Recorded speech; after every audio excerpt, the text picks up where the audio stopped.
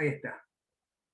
Bueno, entonces no vamos a hacer la toma 2 ahora, simplemente for the record que quede que es la clase del 13, cuál es el plan, y empezamos con el primer punto del plan. ¿Sí? Entonces, ya vimos la clase pasada, que si tenemos ahora dos tramos, en cada tramo se satisface la ecuación de ondas. Y entonces, si en el extremo izquierdo de la soga de la izquierda le pongo el extremo que esté fijo, la única amplitud que puede haber es la que corresponde a los senos de kx. ¿Sí? Para que se anule justamente el desplazamiento en x igual a 0. Antes, cuando estaba fijo el extremo en A, también se imponía una condición sobre K1. Pero ahora, bueno, todavía no, porque resulta que el extremo en A no está fijo, sino que está unido a otra soga con otras características, densidad, tensión y entonces velocidad. Entonces, en ese otro tramo, de nuevo, la distribución de amplitudes, la forma que va a tener cada modo de la soga, caracterizado por una amplitud V2, va a estar, y por los valores de K, va a estar también por una combinación de senos y cosenos, y ahora ya tenemos cancha y sabemos que la combinación de senos y cosenos tiene que ser una que ahora se anule en el extremo derecho, y por eso pongo el seno, un seno de K2 L menos X. ¿Sí? Porque se anula en X igual a N. Y ahora falta calcular B1 y B2, y falta calcular K1 y K2, los conocemos y conocemos omega, entonces falta calcular omega, y falta calcular phi. Falta calcular B1, B2, omega y phi, y a partir de omega calculamos K. Igual que siempre. Un poco más complicado porque ahora faltan agregar las condiciones en las discontinuidades. Acá hay una sola discontinuidad que es en x igual a, y en x igual a tiene que dar lo mismo que yo mida el desplazamiento viniendo de la derecha o que mida el desplazamiento viniendo de la izquierda. ¿Sí? Por eso esta condición, la primera, que la psi1 definida entre 0 y a, cuando lo evalúo en a pero viniendo de la izquierda, tiene que ser igual a la psi2 que vale entre a y l, cuando lo evalúo en A, pero viniendo de la derecha. Por eso llamo A menos epsilon y A más epsilon, con epsilon tendiendo a 0, indicando los límites laterales, ¿sí?, de la función. O sea que, en otras palabras, la función tiene que ser continua en la discontinuidad. Eso es la otra manera de decirlo. Porque la función representa una cosa física, que es el desplazamiento, y el desplazamiento no puede darme distinto si lo medí de un lado y si lo medí del otro. Bueno, y después la otra que falta es la ecuación de Newton, y entonces voy a escribir que la fuerza restitutiva del lado derecho, que es T2 por el seno del ángulo, menos la fuerza restitutiva del lado izquierdo, ¿sí?, que es T1 por el seno del ángulo, ahora sea la masa por la aceleración. Esto lo ven todos, ¿sí? ¿O no? Si tienen una duda, me la preguntan. Genial. Entonces, fíjense, este delta M es la masa. ¿Quién es este delta M? ¿Quién me dice quién es este delta M?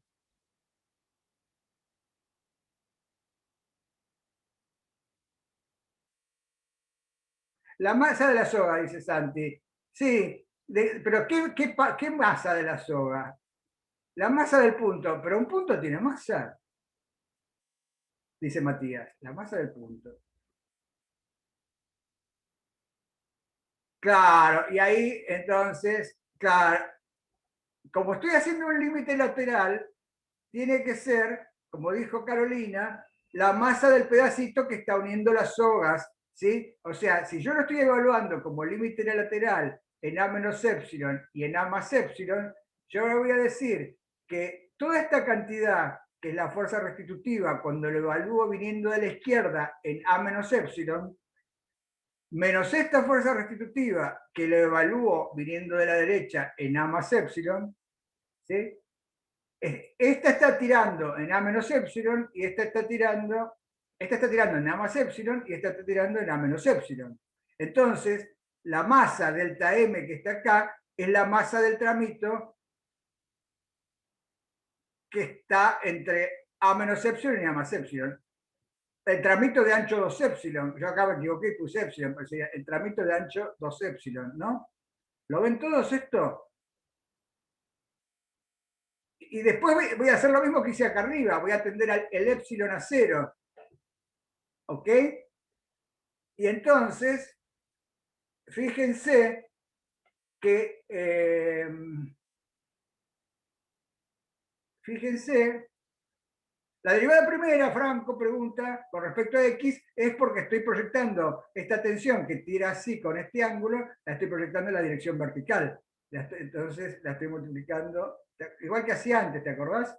La fuerza restitutiva en la dirección vertical. ¿Lo ves, Franco? Sí, genial. Entonces,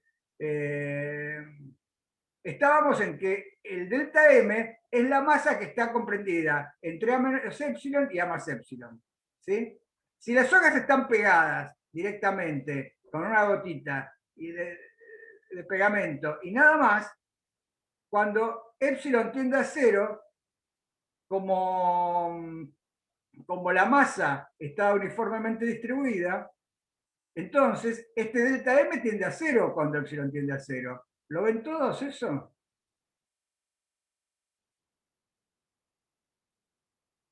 ¿Ven todos que delta M tiende a 0 cuando epsilon tiende a 0? Genial. Entonces, si en la unión no hay una masa discreta, ¿sí? La condición es que T2 por la derivada de un lado sea igual a T1 por la derivada del otro. Y si no hay ninguna varilla que se banque que el tironeo para los lados opuestos, así, entonces las tensiones también serían iguales y las derivadas serían continuas. Entonces las condiciones serían que la función sea continua y la derivada sea continua. En el caso especial en que las masas no haya masas puntuales en x igual a A, ¿sí? Y que no haya ninguna varilla que sostenga tensiones distintas, o sea, que las tensiones sean iguales. O sea, acá está escrito, si T1 es igual a T2 y no hay masas puntuales en la unión, entonces se tiene que cumplir que las derivadas sean continuas. ¿Sí? Ahora, si hay una masa puntual, si yo acá pongo una masa, por ejemplo, pongo una argollita que tiene una masa importante comparada con las masas de las sogas, de los tramos de las sogas, ¿sí? Entonces, ya no voy a poder decir que delta M tiende a 0, por más que epsilon tiende a 0, y entonces voy a tener otra condición más complicada. Entonces ahora, supongamos que no hay pelotita acá o arandelita que tenga masa. Supongamos que la unión la hago pegando las sogas y que la gotita de pegamento que puse es despreciable y que entonces cuando delta epsilon tiende a 0, delta M tiende a 0. ¿Sí?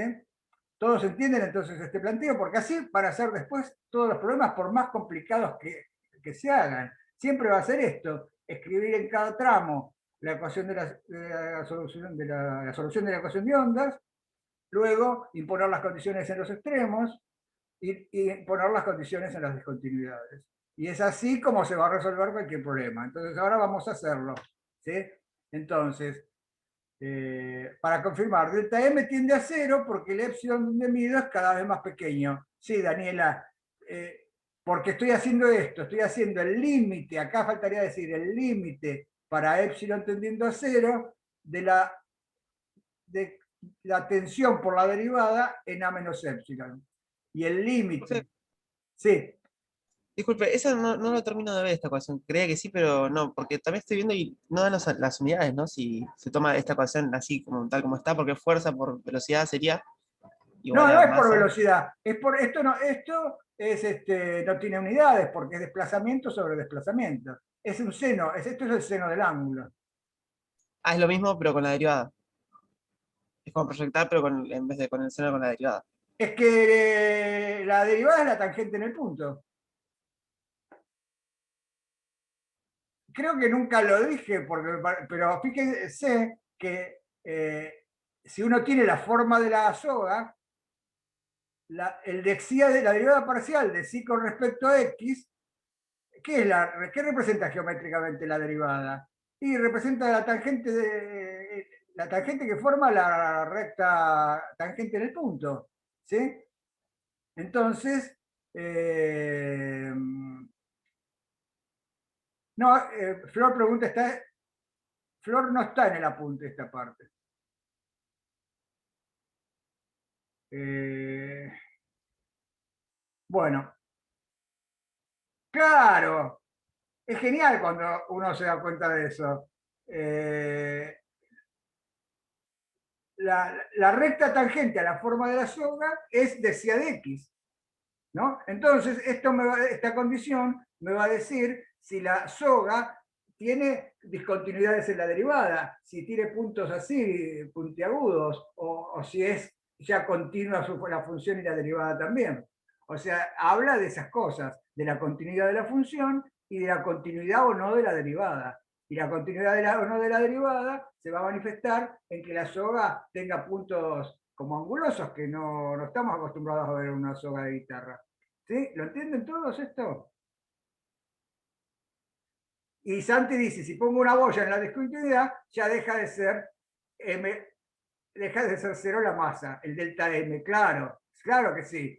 Perfecto. Es más, yo los tengo preparados después, acá, ven cómo sería si tuviera dos tramos iguales con una masa en la unión. Y entonces en ese caso, el delta M, por más que haga tender epsilon a cero, el delta M no va a ser cero, este delta M que hice en este balance de Newton ad hoc que tuvimos que hacer para imponer las discontinuidades, y entonces en ese caso el delta M no sería cero y me quedaría que la derivada no es continua, sería que esta combinación de la derivada de un lado menos esta combinación de la derivada del otro es la masa m grande que vieron en el dibujito recién por la aceleración. Perfecto. Florencia, me alegro que te haya quedado claro, todo tiene más sentido, dice Daniela. Genial, me alegro mucho. Entonces, y ahora son cuentas. Una vez que uno entendió eso, todo lo demás son cuentas, porque esto ya lo sabíamos y ahora lo que voy a transcribir son estas dos condiciones: continuidad de la función y continuidad de la derivada, en este caso especial porque T1 es igual a T2 y delta M tendió a cero porque no hay masa concentrada en la unión. Entonces, ahora impongo eso, que B1 por el seno de K1 por A, por el coseno de omega t más phi, que se va a simplificar porque va a estar en los dos lados, tiene que ser igual a B2 por el seno de K2 por el de menos A. Esto era la continuidad de la función. Y ahora voy a imponer la continuidad de la derivada. Los derivados de los senos se pasan a cosenos, salen K multiplicando, y entonces aparece K1 por B1 coseno de K1A igual a menos K2B2 coseno de K2 por el de menos A. El menos de donde salió, que de acá, de que estoy derivando con respecto a X, y tengo que derivar el argumento. Los K están dentro del argumento de la tangente, sí. Claro, acá Santi se adelantó, y bueno, ahora que tengo estas dos ecuaciones, fíjense que me queda un sistema homogéneo para B1 y B2. Entonces, si el sistema homogéneo estuviera bien determinado, B1 y B2 serían cero, porque todo sistema homogéneo tiene solución cero, a menos que el determinante sea cero. Y entonces de pedir que el determinante de esto sea cero, ¿sí? O de pensar que B1 y B2 son distintos de cero, que la única posibilidad es que el determinante sea cero, ¿no? O sea, es lo mismo. En sistemas más complicados pediría el determinante, porque ya... Pero acá es más sencillo y puedo dividir esta por esta, bajo la suposición de que B1 y B2 son distintos de cero, y entonces me queda de este lado que la tangente de K1 por A, ves que Santi entonces que estaba K1 por A está dentro de la tangente, igual a menos K2 sobre K1 por la tangente de K2 por L menos A. ¿Sí? Y ahora si esto lo miran fijo, fíjense que de esto, lo único que no conocen es omega, en realidad, porque K1 es omega sobre B1 y B1 lo conocen porque es la tensión sobre Rho del lado izquierdo, y K2 también lo conocen porque es omega sobre B2, y B2 es la tensión sobre Rho del lado derecho. Miguel pregunta, ¿B1 y B2 se cancelan? Divido miembro a miembro estas dos ecuaciones, Miguel, perdón. ¿Ves? Miguel, divido estas dos ecuaciones miembro a miembro y los B1 se simplifican. ¿Sí? Eso estaría bien siempre que B1 y B2, claro, ¿cómo sé que no es cero? Porque si fuera cero, si B1 y B2 fueran cero, tendría el equilibrio, y eso yo no lo quiero, estoy buscando una situación de modos. Y entonces, por eso digo, si hubiera tenido 4 condiciones de contorno, acá tendría 4 ecuaciones y tendría que pedir que el determinante de este sistema de ecuaciones homogéneo sea 0, para que el sistema no tenga la solución trivial del vector 0, del vector solución 0. ¿Sí? Entonces, es lo mismo que lo de modo, siempre, contado de otra manera. Dividiendo T hay una Rossi acá, que a veces le llamé Ro y a veces Mu. No, Lourdes. Entonces, todos se dan cuenta que esta ecuación que obtuve acá es una ecuación para omega, porque tengo que hacer, variando omega, que el lado izquierdo sea igual al lado derecho. Esto es igual a la situación de cuando poníamos el otro extremo, que me llegaba una ecuación para los Ks, que eran, y me salían los omegas. Y acá igual, lo que pasa es que es un poquito más complicado. Y es complicado porque no sé las soluciones de esta ecuación. Entonces lo que tengo que hacer es algo numérico. Bueno, primero les dejo que comprueben que se recuperan los casos conocidos, de extremo fijo, poniendo, por ejemplo, que la masa de la soga de la derecha sea muy grande, es decir, que la densidad de masa de la derecha tienda a infinito, y entonces el extremo de x igual a tendría que estar fijo. Bueno, esto me lo salteo porque no es muy importante, es para que ustedes chequen. Y entonces se llega a una ecuación trascendente, ese es el punto. Y esta ecuación trascendente, como las tangentes son funciones periódicas, ¿sí? Todos se imaginan las tangentes que pasan de menos infinito por 0 a infinito, después de nuevo menos infinito, 0, infinito, y la tangente del otro lado que va a tener infinitas intersecciones. Es muy fácil probar o graficar y ver que hay infinitas intersecciones, y entonces van a salir infinitos omegas p. Lo único que los voy a tener que ordenar yo cuando los obtengo numéricamente. ¿Cómo lo voy a obtener? Y graficando el lado izquierdo y graficando el lado derecho y viendo cuándo se cruzan. Y entonces acá está. ¿Sí? Hago un pequeño código en Python que ven que dice lado izquierdo igual a la tangente de K1 por A. Lado derecho igual a la tangente de K2 por L menos A. Cambiado de signo y B2 menos B2 sobre B1.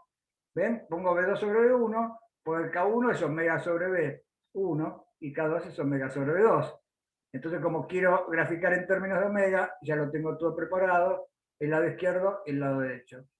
O también pueden graficar la diferencia, que es el lado izquierdo menos el lado derecho, y ver dónde cambia de signo.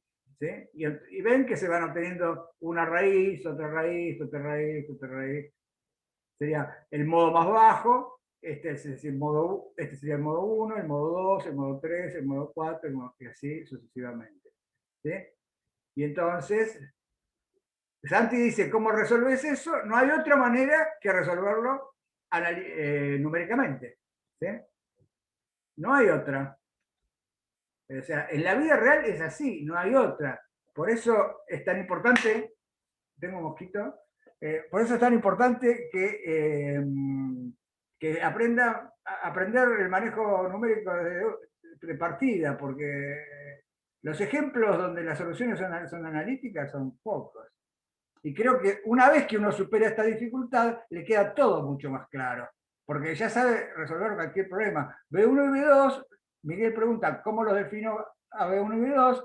B1 y B2, fíjate acá, amiga Miguel, B1 lo defino como la tensión del lado 1 sobre ρ1. Y acá antes había definido ρ1 y ρ2, ¿ves? Por ejemplo, en kilogramos por metro, la unidad que quieras, pero tenés que ser consistente. ¿Ves? Entonces acá definir ρ1, ρ2, y acá definir la tensión, y entonces B1 es T sobre ρ1 a la 1/2. Y entonces, ¿te quedó claro, Miguel? Sí, genial. ¿Les quedó claro a todos esto? Una vez que uno llega a este punto, entonces, y se da cuenta que la ecuación trascendente tiene infinitas soluciones, lo que obtuvo son los autovalores, que son las frecuencias modales. ¿Sí? Bueno, esto es lo mismo, pero graficada la diferencia, ¿ven? La función en rojo, que es la que cambia de signo, le hice una ampliación, y entonces acá se ven las raíces, porque acá está, cuando el lado izquierdo es menos el lado derecho es 0. Genial. Claro, una vez que obtuve los autovalores, es decir, las frecuencias, omega 1, omega 2, omega 3, etc., me falta obtener los autovectores, es decir, las amplitudes modales. Las amplitudes modales, eh,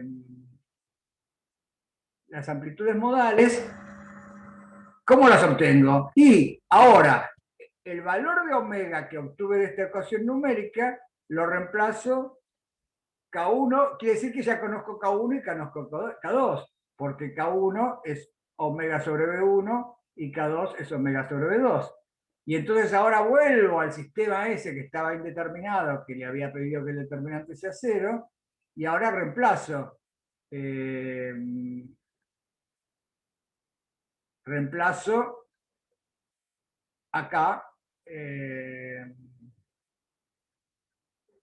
¿Ven? En esta ecuación reemplazo K1 omega sobre B1, K2 omega sobre B2, y le pongo el omega, el primer omega, la primera raíz. Y entonces saco la relación de B1 sobre B2, que tiene que ser igual a la relación que obtuve que se obtiene de B1 sobre B2 de esta ecuación, porque al pedir que el determinante sea 0, el sistema, las ecuaciones son linealmente dependientes, ¿no?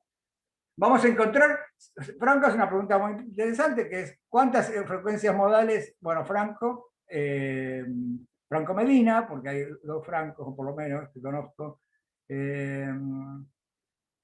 ¿cuántas frecuencias modales vamos a encontrar? Y como es un sistema continuo, vamos a encontrar infinitas, igual que en la soga, que era el límite de n tendiendo a infinitos. Vamos a encontrar infinitas, y porque justamente la tangente es estas, ¿sí? Tienen infinitas ramas, ¿no? Acá tengo la rama de la tangente, acá tengo la otra rama, acá tengo la otra rama, y así tengo infinitas ramas, y voy a tener infinitas. Y voy a obtener una serie para los modos, igual que obtenía en el caso de la soga. Y entonces, los autovectores o amplitudes modales los saco de acá, reemplazando B1 sobre B2. Y eso me dice la distribución espacial de partes móviles como una función definida por trozos. Así es lindo, si quieren hacerlo, graficar la forma de los modos para distintas longitudes y densidades. ¿Sí? O sea que ahí lo dejo planteado. ¿Quieren hacer alguna pregunta sobre esto que hicimos recién?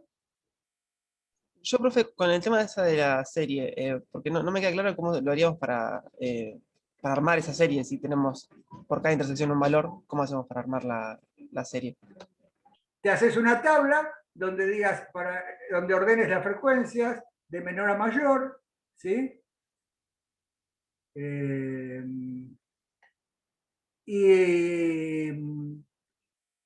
Y entonces lo escribís como lo escribimos acá. ¿Te acordás para una sola soga? Entonces vos tendrías ahora que si uno, la perturbación en la soga de la izquierda sería los B, claro, pero ahora sería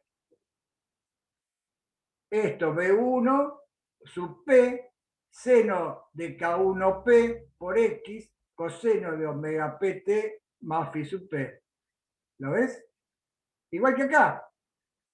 O sea, lo que pasa es que ahora no va a haber un B nada más, va a haber un B1 para cuando acá ponga el subíndice 1 y sea la perturbación en el tramo de la izquierda de la soga, ¿sí? La perturbación en este tramo, voy a tener Si1 y entonces voy a tener B1. Entonces la función del lado entre 0 y A va a ser una serie que va a tener la misma pinta que está acá. ¿Ves? No va a tener ninguna diferencia. ¿Quién preguntaba recién? Sí, no, es que no veía cómo pasamos de ese caso a este, pero Franco, ya lo vi. ¿lo ves? Sí, Y, sí, perfecto. y también voy a tener que decir que si 2 también es otra serie con esta misma pinta, pero ahora va a tener un B sub 2P. Y acá en vez de seno de KPX, voy a tener que poner seno de K2 por L menos X. Pero todo lo demás va a ser igual. Claro, ¿y cuál es la dificultad? Que los KP no son PP sobre L. Los KP los voy a tener que tener anotados en un lado, ¿sí? O almacenados en alguna lista en la computadora, y para cada P, un KP, que sale de cada omega P. ¿Lo ves? ¿Y cuántos valores sería como razonable para tener un buen modelo? Y para tener un buen modelo, entonces lo que yo haría sería, diría, a ver, voy a probar con 30, ¿no? Voy a probar por 10, voy a ser todavía más modesto. Voy a probar con 10 y voy a calcular las cosas que me interesan, una magnitud física, el desplazar, un dibujito, por ejemplo, de la forma de la soga con una condición inicial. Y ahora la voy a calcular con 20. Si la diferencia entre la que calculé con 20 y la que calculé con 10, voy a definir una norma para medir la diferencia entre esas dos cosas y voy a decir si la diferencia es menor que una cierta tolerancia, ¿sí? O si computacionalmente no me doy cuenta, me quedo con 20 o con 10. Y si no, si hay cambios, ahora voy a seguir agregando hasta que la serie converja. Es como se calcula cualquier serie numéricamente. Eh, ¿Lo ves? ¿O te lo Sí, dije? sí, perfecto. Bien, genial. Bien. Entonces, listo. Entonces ahora vamos al otro problema, que es el mismo, pero con una pequeña complicación, y es que ahora la masa no es cero, y entonces, bueno, un poquito más simplificado, y esto está sacado de un trabajo donde lo que yo llamaba L recién, lo llaman 2L. Y lo que yo llamaba A lo llaman L. ¿Sí? Y ponen. ¿Oyen a un vecino mío que está perforando? Sí, ¿Sí? sí. Bueno, a mí me está perforando la cabeza desde hace una semana más o menos. Pero bueno, no puedo hacer nada, sí, sí. Voy a tratar de abstraerme de esto. Bueno, eh, entonces, todos ven cuál es el problema es igual, y entonces está simplificado en el sentido de que los dos tramos son iguales, mientras que hasta ahora les mostré una cosa donde los tramos podían ser distintos. Acá los dos tramos son iguales y tengo una masa en el medio. Y entonces quiero ver cuáles son los modos de este sistema. ¿Sí? Y entonces hago lo mismo que antes. Para el lado en el tramo izquierdo, la función partida tiene que ser un seno de kx por el coseno de omega t más phi, que no lo escribieron acá. Y del lado derecho tiene que ser un seno de k por x menos la longitud de la cuerda, igual que lo que usamos nosotros. ¿Ven? Esto es lo mismo que usamos. Y una pequeña diferencia es de que el k es el mismo, porque las tensiones son las mismas, y porque la densidad de masa, ellos acá en este problema consideran que las dos sogas son idénticas. ¿Ven? Tienen densidad lineal mu0. Acá está. Entonces, por eso acá remarqué que el K es el mismo, omega sobre C, donde C es la velocidad, y la velocidad es T sobre el. Nosotros antes hicimos un problema más general donde la densidad de masa podía ser distinta. Acá, como se quieren centrar en una masa en la unión. ¿Sí? Es como si atáramos las dos sogas y le hiciéramos un nudo muy pesado, o si pusiéramos un tornillo, o si pusiéramos una tuerca, mejor dicho, pesada, y entonces ahora atamos la soga es la misma, pero con una tuerca en el medio. Y ahora que hiciéramos, imaginarnos cómo van a ser los modos de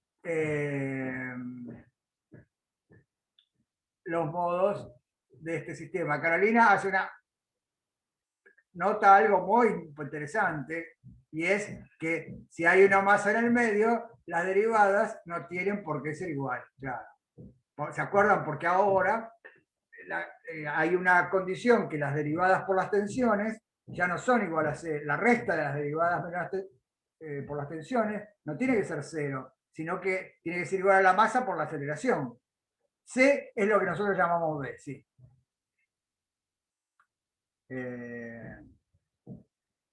Musero habla de la densidad de masa de cada tramito de la soga. Son dos sogas iguales.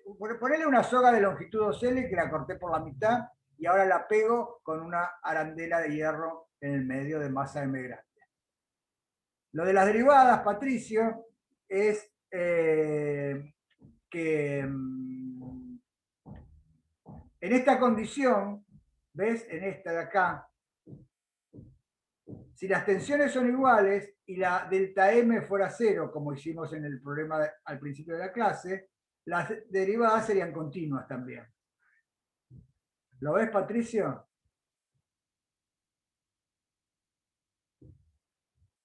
Si las tensiones son... Genial, acá sí. Entonces, pero ahora, como delta M no es cero, en el otro no. Claro, en el otro, delta M no tiende a cero porque hay una tuerca.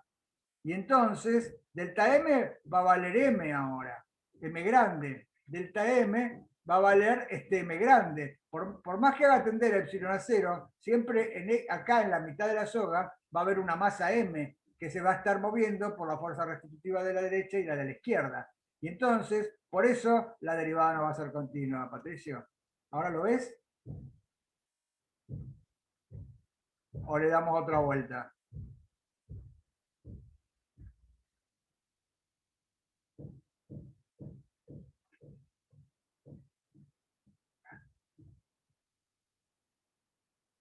Va a ser la diferencia, ¿sí?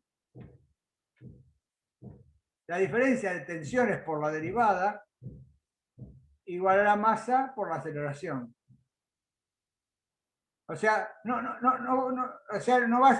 van a ser continuas las derivadas, sino que lo que va a hacer es que la diferencia de las derivadas va a ser la masa sobre la tensión por la aceleración. Eso. Es decir, que en principio no va a ser continua. Eso es lo que hizo notar recién. Lo que hicieron notar recién.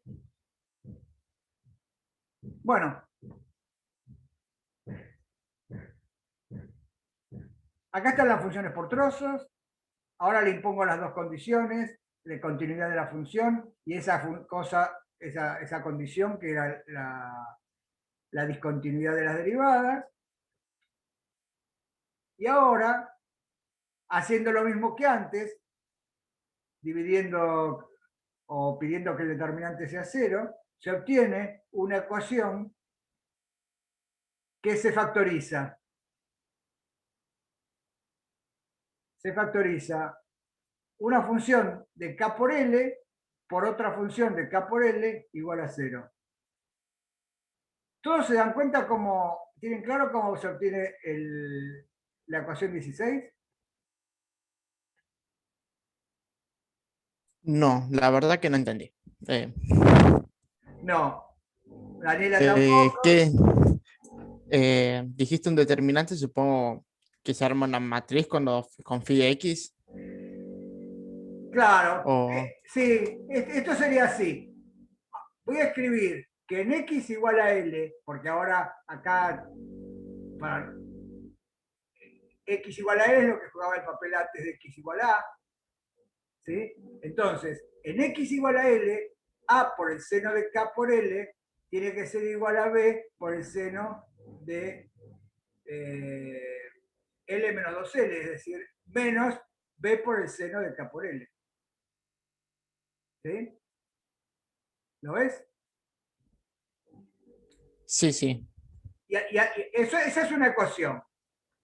¿Sí? Esa es una ecuación que juega el papel de esta, mira, de B1 por el seno de K1 por A igual a B2 por el seno de K2 por L menos A.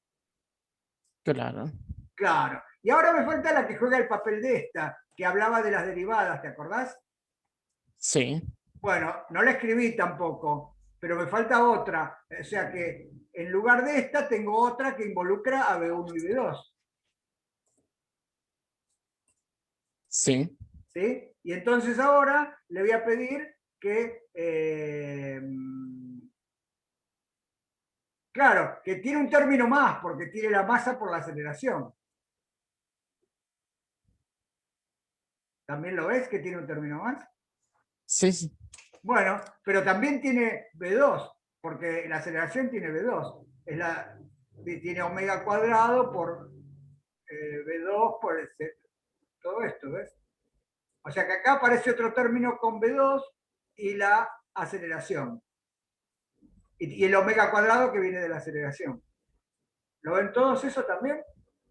¿Se lo imaginan? No es que lo vean todos los detalles, pero habiendo visto esto, ahora obtenemos una ecuación que es análoga, que tiene un término más, porque tiene el término de la masa m grande por la aceleración. Claro. Ese es el término que antes tendía a 0 y ahora va a quedar con M. Perfecto, claro, muy bien. Antes tendía a 0 porque no había masa localizada.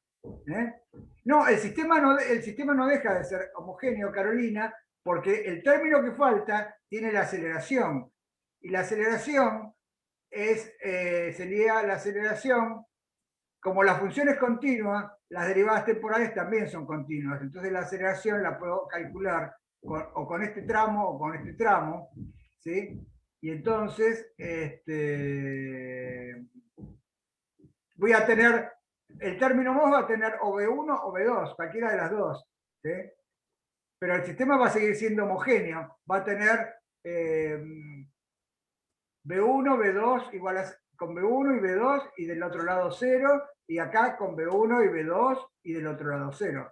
Lo que pasa es que el coeficiente de B1 o de B2 van a ser distintos. Lo importante es que voy a tener un sistema de 2 por 2 con B1 y B2. Y le voy a pedir que el determinante sea 0. Y entonces, cuando pido que el determinante es 0, se obtiene esta ecuación. Una ecuación que dice que un producto de dos cosas es 0. ¿Lo ves, Carolina? Bueno, digo Carolina porque fue la última que preguntó, pero que todos ven que el sistema era homogéneo, sigue siendo homogéneo. Genial. Bueno, genial. Entonces, lo único que tienen que hacer es el determinante y eso da, créanme, o créanle a la gente que hizo este trabajo, da el producto de dos cosas igual a 0. Y entonces, si el producto de dos cosas es igual a 0,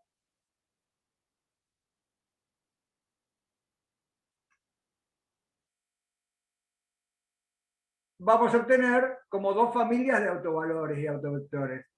Los que hacen 0 el primer factor y los que hacen 0 el segundo factor. Y acá dice que los autovalores y autofunciones, o sea, los autovalores y autovectores relacionados con cada uno de estos factores, son físicamente y matemáticamente muy diferentes. ¿Sí? Acá les hice notar que en nuestro ejemplo la soga tenía longitud 2L, pero tenía L, pero nosotros acá tiene 2L, nada, eso. Sí, hay dos familias de soluciones. ¿Sí? Una que es el seno de KL igual a 0, y otra que es una combinación que tiene que ver con que el seno menos el coseno sea igual a 0. Entonces se grafica, una me da que las raíces son KLpi. Y entonces ven, la línea continua, la línea negra continua, es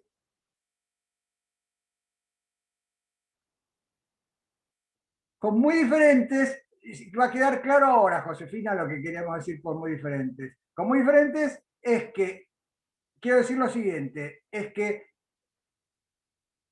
a los que están asociados con el F1, nos los podríamos haber imaginado sin hacer cuentas. Y los que están asociados con el F2, no.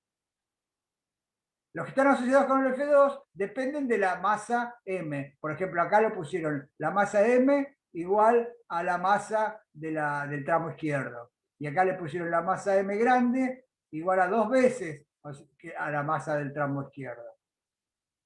Y así obtienen familias los modos van cambiando. Para la familia 2, los modos van cambiando dependiendo del valor de la masa. En cambio, para la familia 1, los modos no van cambiando con la masa. Y entonces, todo esto nos debería estar dando pistas de quién es la familia F1. Fíjense, si la familia F1, que es la curva negra, no depende de la masa de la unión, ¿quién es la familia F1? ¿No son los del caso que M no tiene masa o es despreciable, el delta M? O sea que delta M tiende a cero. Bueno, pero del TM no tendría a cero, ¿eh? Ya, sí, del No, TM tiene, sí. son análogos, pero los del F1, los del F2 son los que consideran a M. ¿Y cuáles son los que... ¿Por qué no consideran a M? Eh, Tiene que ver con el determinante, supongo. No, pero Con, ahora físicamente. Porque tiene la son misma los, densidad las sogas. Una familia de soluciones se podría haber descubierto desde el principio sin hacer cuentas, dándose cuenta de que no involucra M, que no tiene M. Los dibujitos para la curva 1 no dependen del M grande. ¿Y cómo puede ser que no dependan del M grande? ¿Qué sí. modos son si no depende del M grande? Otra manera de preguntarlo.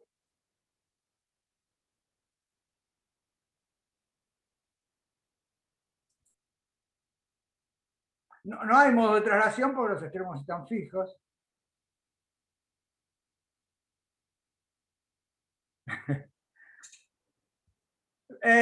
Paz. Genia, Paz. Los que tienen un nodo en L.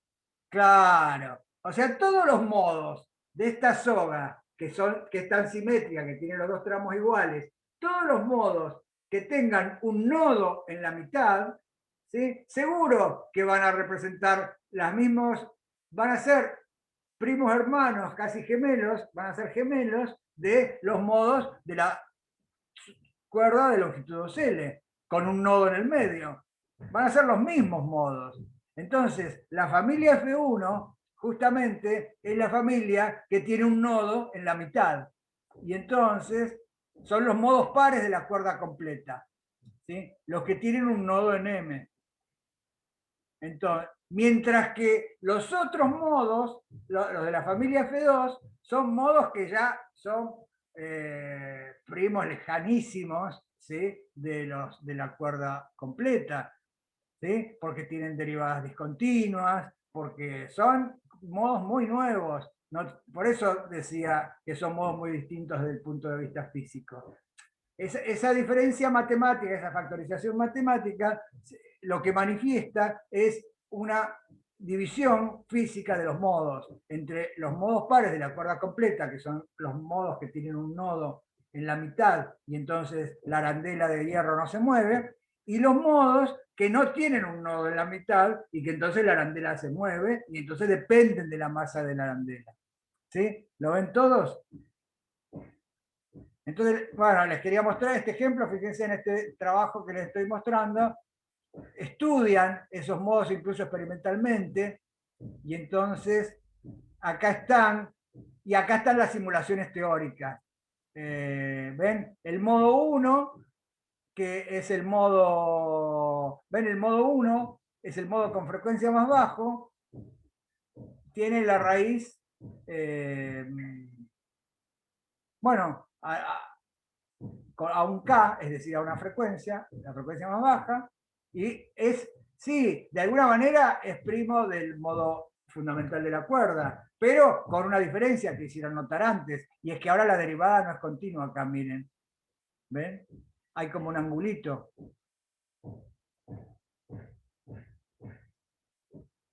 Después, el modo 2 es el modo que tiene un nodo, y entonces la arandela no, y este sí que es hermano gemelo del de la cuerda completa. Después viene el modo 3, que tiene dos nodos, pero no tiene el nodo en la arandela. Y entonces, miren, acá hay un angulito, por eso, y además aparecen estas cosas raras. Bueno, esto es lo que hicieron con un estroboscopio, lo midieron y acá está la simulación, es idéntica, ¿no? Bueno, como tenía que ser, por otro lado, si no, no lo hubieran publicado. Lo que queda en el centro es la arandela, que con la luz estroboscópica se ve como como un continuo que sube y baja, ¿sí?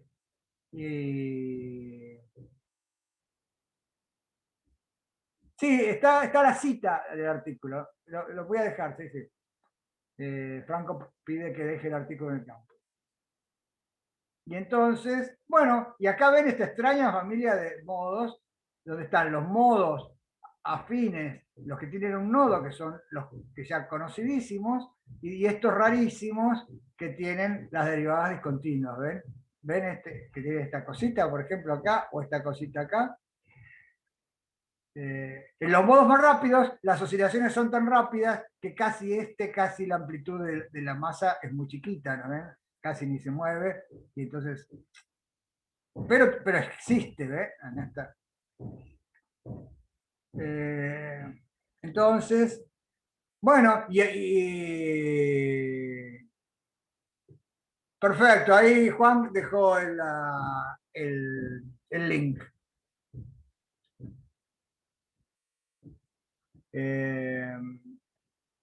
Ven, acá están eligiendo condiciones iniciales se obtienen formas curiosas.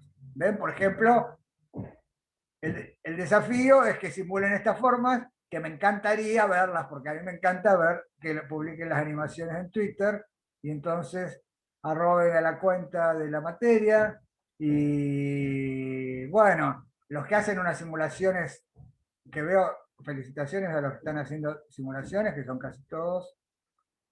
El otro día vi la de Franco R, que dejaste la de, estaba muy linda, la de los péndulos acoplados. Sí, Franco Robertino. Estaba muy linda la que hiciste con los péndulos acoplados. Y no, te quería comentar que fíjate que ahí se observa la modulación. En el ejemplo que pusiste vos, se observa, a pesar de que las frecuencias no son parecidas realmente con los parámetros que vi yo que tenías en tu collab, se observa la modulación. Se observa que cada parte móvil se mueve con una amplitud modulada, ¿sí? Y eso quizás lo podés comentar en el collab para que todos vean esa frecuencia de modulación y la frecuencia del promedio, ¿no? Que está ahí.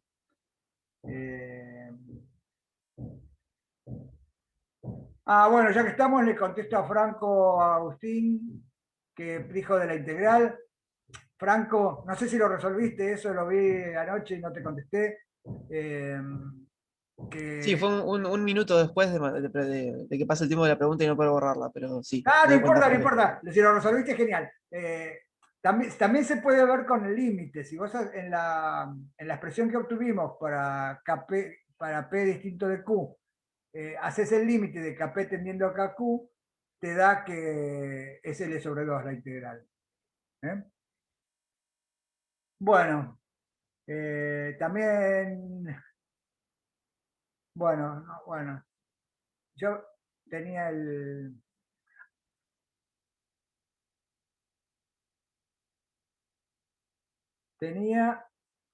el collab de Franco, creo que acá, a ver.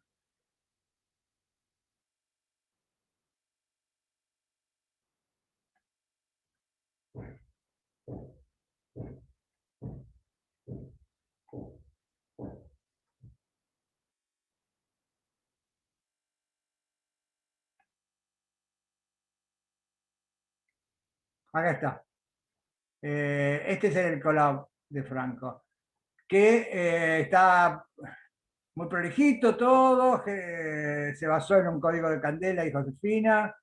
Me encantó la manera en que está todo programado, muy transparente, todo muy claro. Y con estos valores, bueno, yo después estuve jugando y lo cambié. Pero se puede ver que la envolvente de la curva roja, a pesar de que no es la que dibujamos siempre cuando omega 1 es muy parecido a omega 2, es una amplitud modulada que va a la frecuencia semidiferencia. ¿Sí? Aunque no es el dibujito canónico de todos los libros de la modulación, acá también hay una modulación. Eso porque vi que había varias preguntas en el foro sobre modulación, y era importante, me parece, hacerlo notar. Y ahora entonces, nada, bueno, esto es alucinante en realidad, que se pueda hacer oscilar a la soga así, poniendo una arandela. Bueno, después se puede explicar físicamente y tratar de justificar, y bueno, tiene que ver con que si la arandela tiene una masa grande, es como que acá está induciendo que sea todo, que haya más inercia y que entonces es como que se divida la... Pero bueno, ahí se puede empezar a hacer guitarreo ya de interpretaciones. Y ponerse a prueba. Entonces acá con esto completaríamos el primer punto que les dije que íbamos a ver en la clase de hoy, que era el paradigma de sistemas, algunos paradigmas de sistemas inhomogéneos. Cómo hay que trabajar. Sí, ahora vamos a ir al otro punto, que es el forzado estacionario unidimensional, sobre el que quiero hacer notar algunas cosas.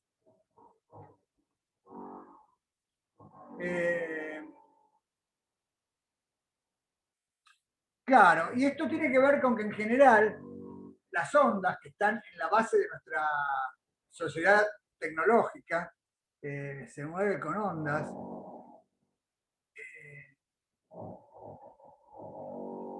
Para usarlas se necesita y exhibir el comportamiento viajero y se las usa para transmitir cosas, información. Siempre hay un extremo o algo localizado. En un lugar localizado se genera una señal, una perturbación, y esa perturbación se quiere que viaje, que se propague. Entonces, como en el caso de la evolución del pulso cuadrado, cuando se quiere exhibir el comportamiento viajero, las fuerzas impulsoras están localizadas en alguna parte móvil del sistema. Lo usual es que estén localizadas en el extremo, en lo que se llama en la planta emisora, o en la antena emisora, o en el emisor. ¿Sí? Ese sería, en un sistema continuo, está el emisor, y las fuerzas están localizadas ahí. Y generan una perturbación que es muy parecida a los modos, se trata igual que los modos, porque en el forzado estacionario todas las partes móviles se mueven con la misma frecuencia y en fase. Y entonces al estudio de esa parte viajera se lo conoce como propagación de ondas. Y ahora entonces también le vamos a empezar a prestar atención a la propagación de ondas. Bueno, y vamos a estudiar las ondas que a los humanos, que los humanos tenemos detectores, ¿no? En el proceso evolutivo fuimos desarrollando detectores cada vez más sofisticados para dos ondas, por lo menos, que son las ondas acústicas y las ondas electromagnéticas en el rango de la luz. Entonces también le vamos a prestar atención a esas dos ondas. Y entonces vamos a estudiar problemas donde el emisor es un extremo del sistema Ondet. Por ejemplo, x igual a 0. Y si ese extremo actúa como fuerza impulsora, y entonces, si la fuerza es armónica y el sistema fuera infinito, yo voy impulsando el extremo con una función armónica, y entonces voy a ver que se empieza a propagar esa perturbación de manera armónica, con el forzado estacionario, ¿no? Y entonces, de la solución más general que teníamos, que era una progresiva más una regresiva, en los problemas de propagación, la regresiva no me interesa, en general no me interesa, me interesa solo la progresiva. Esto un poco ya lo dije algo la clase pasada, ¿no? Que si quería estudiar cuánto tardaba el tsunami en llegar de Japón a Chile, solo me interesaba la progresiva, aunque esté Lourdes la progresiva. Lo que pasa es que a mí me interesa, por ejemplo, avisarle a la población costera de Chile que está por llegar el tsunami en tanto tiempo. Y entonces quiero que se vayan y todos nos vamos a ir antes de que llegue el tsunami. Después del tsunami va a estar la regresiva, pero no me interesa, es lo que dijiste en el chat, Lourdes. Si no ahí no me interesa, ¿te das cuenta? Solo me interesa la progresiva, porque voy a, por ejemplo, calcular cuánto tiempo va a tardar en llegar. En general va a estar, Franco pregunta si puede estar. En general va a estar. Lo que pasa es que a veces no me importa, ¿sí? O sea, cuando se diseña un vidrio para una ventana, está la onda reflejada, pero el vidrio en general está puesto para que la luz pase. Y entonces, en general, ahí se interesa la transmitida y no la reflejada, la regresiva. Sí interesa la progresiva, que sería la transmitida. Entonces, según la situación práctica, me puede interesar una o la otra. Es cierto que están siempre las dos. Son condiciones necesarias para que se satisfagan las condiciones del contorno. Entonces, si estoy interesado en resolver el problema de manera rigurosa, la regresiva sería la reflejada, claro. Si pongo las coordenadas en la dirección en que estoy emitiendo, en que estoy propagando. Bueno. Nada, estos son algunos puntos como para pensar porque son casi obvios, pero hasta ahora veníamos resolviendo los problemas de manera rigurosa y satisfaciendo las condiciones, y ahora de repente vamos a decir, y bueno, olvidémonos de la reflejada, ¿sí? Y bueno, ¿por qué? Porque hay una razón práctica, que queremos estudiar la propagación. Ahora, la persona que vende cámaras fotográficas, lentes de cámaras fotográficas, y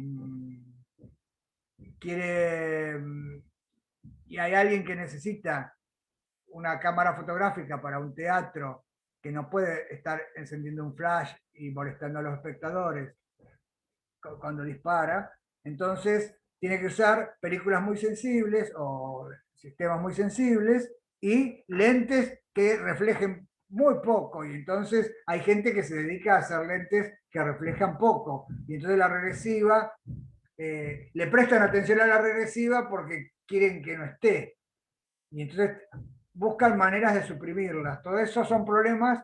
Estoy haciendo como un popurrí de problemas que vamos a ver en lo que viene en las siguientes clases. O sea, vamos a ver ese tipo de problemas. Y eso está en esta transparencia. Y ahora el otro punto que dije en la transparencia introductoria es ondas 1D en medios de mayor dimensión. Hasta ahora vimos ondas 1D en medios 1D, en cadenitas, en sogas, ¿sí? Casi todo era 1D. No vimos la ecuación de ondas 2D. Entonces, en esta parte de la clase vamos a hablar algo de las ecuaciones de onda en mayor dimensión, y también vamos a tratar de mantenernos en casos donde las ondas involucradas sigan siendo 1D, y esta es la clave, porque también a veces es difícil entender esto. Vamos a estar interesados en ondas 1D, aunque los medios sean 2D o 3D. Entonces, les voy a dar algunos ejemplos de ondas 1D en medios de mayor dimensión, porque hasta ahora vimos ondas 1D en medios 1D. ¿Se entendió esto? ¿Se entiende a dónde vamos? O sea, lo que viene ahora, que no los confunda. Lourdes comenta el concepto de ondas planas, lo vamos a ver ahora, Lourdes, justamente. Ahora vamos a tratar de aclararlo. Entonces,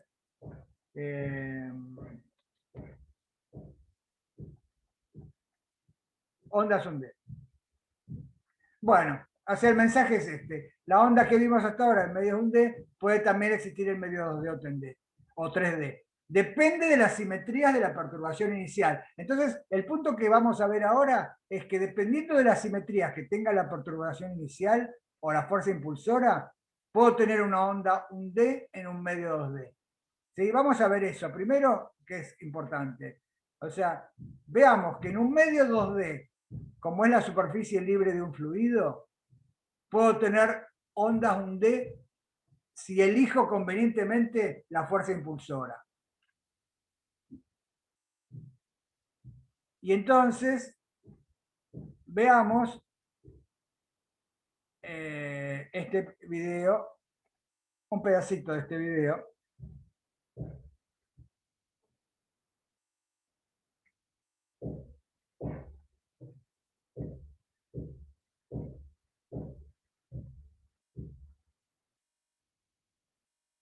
En este video lo que hay es una cubeta de agua, ¿ven? Acá está una cubeta con fondo de vidrio y entonces las perturbaciones que se producen en la superficie libre del líquido se pueden visualizar a través del fondo, ¿no? Por ejemplo, como una sombra en el fondo. A ver si... No quiero pasar todo el video porque...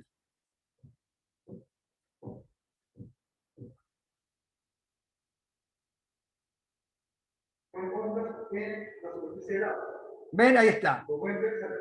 ¿Ven? Entonces, produciendo una perturbación en este extremo, se produce crestas y valles que se visualizan así, con la luz que ilumina de acá arriba. Lo que quiero que noten es que la propagación desde este extremo, que a ver si lo vemos bien, la fractalidad te corresponde a la zona que está más allá producto de la acción. Bueno, acá lo que estamos viendo son casi frentes de ondas plano, los que preguntaban recién. Creo que era Lourdes. O sea, son ondas. Bueno, esto será un tema que vamos a ver más adelante, que se llama difracción. Cómo interactúa la perturbación con un obstáculo. Pero lo que quiero que vean es que antes de poner ese obstáculo, ¿sí?, se genera una onda, un D, en el sentido de que la perturbación depende solo de la propagación es en esta dirección. ¿Ven? Es en la dirección.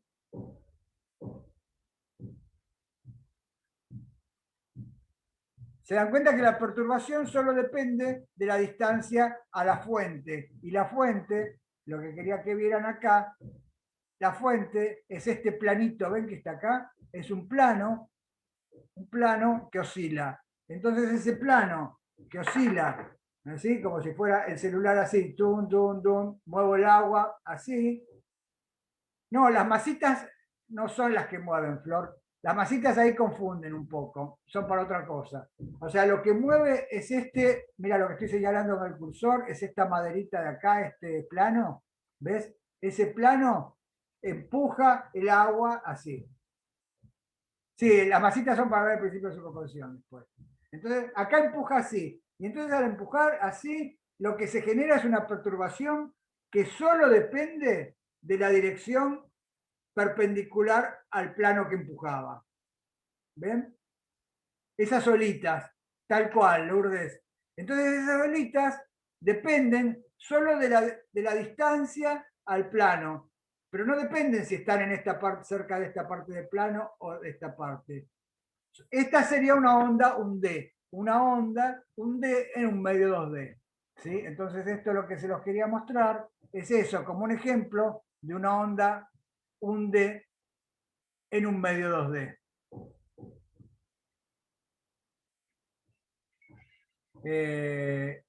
Y esas ondas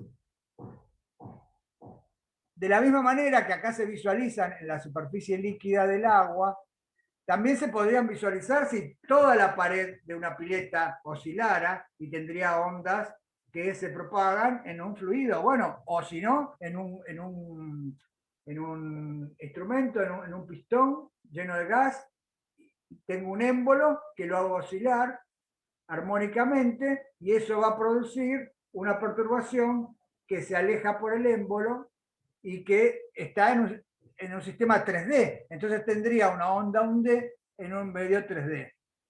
Entonces en la teórica y en la práctica ahora vamos a incorporar estas ondas 1D que nos resultaron familiares de situaciones unidimensionales, sistemas como cuerdas o cuentitas unidimensionales, lo vamos a también usar lo que aprendimos en sistemas tridimensionales, como gases en tubos o las olitas en esta cubeta. Carolina dice, con otra fuerza impulsora no se hubiera generado esa propagación. Claro, si la fuerza impulsora no fuera plana así, sino que fuera, por ejemplo, no sé, un espejo cóncavo, así, por ejemplo, o una lata cóncava, así, ya no se generaría esa perturbación. Las olitas tendrían otra manera, ¿sí? O, fíjense, otro experimento, miren. Acá tengo la fuerza impulsora, son estas gotitas que van cayendo y van generando frentes de onda que no son planos, que no son líneas rectas, ¿sí? Entonces, pero también es una onda 1D, pero es unidimensional radialmente.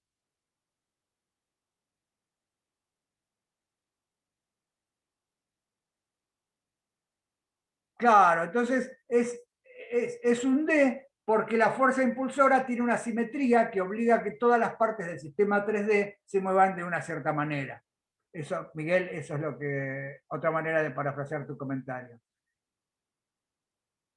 Esto, ¿cómo sería una onda no un D? Una onda no un D sería una onda que no depende radialmente solamente de la distancia donde cae la gota, sino que, por ejemplo, depende también el ángulo.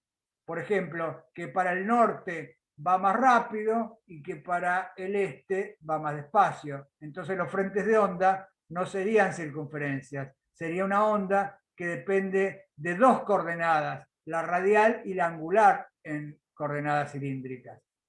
Pero como lo tira una piedra al agua, porque la piedra es casi un punto, entonces va a tener simetría cilíndrica y la onda va a depender solo de la distancia a la piedra. Y entonces también voy a tener una onda 1D, una onda 1D radial. ¿Sí? Claro, o sea que con estos ejemplos lo que quiero que quede claro es que dependiendo de la manera en que haga la fuerza impulsora o la manera en que genero la onda, así van a ser las simetrías que tengan las ondas. Entonces, si no nos queremos complicar mucho la vida con sistemas de coordenadas y estudiar los laplacianos en sistemas esféricos o cilíndricos, nos vamos a quedar con las ondas 1D mayormente, ¿sí? Para no complicar la matemática. Entonces, en esta es una persona que bueno, acá nos pasan un anuncio de Nutella, si alguien se quedó con hambre en el desayuno, y acá nos pasan otro anuncio, ahí está. I can finesse this whole setup by changing one or two things. Nothing wrong with the tray, but because I've got a bigger tray. Esta es una persona que nada que ver, está interesada en sacar fotos, ¿no? Entonces, ¿cómo encontró una manera maravillosa de sacar esa foto que mostró recién? Y es, bueno, primero se le moja la máquina y la seca.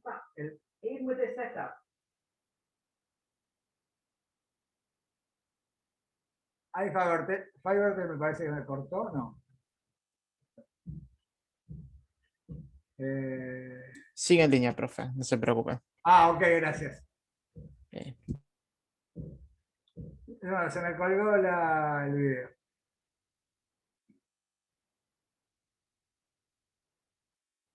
Por ahí la descarga se pone lenta en la llamada. Sí, sí. No, no, pero me parece que es el navegador que pasó algo.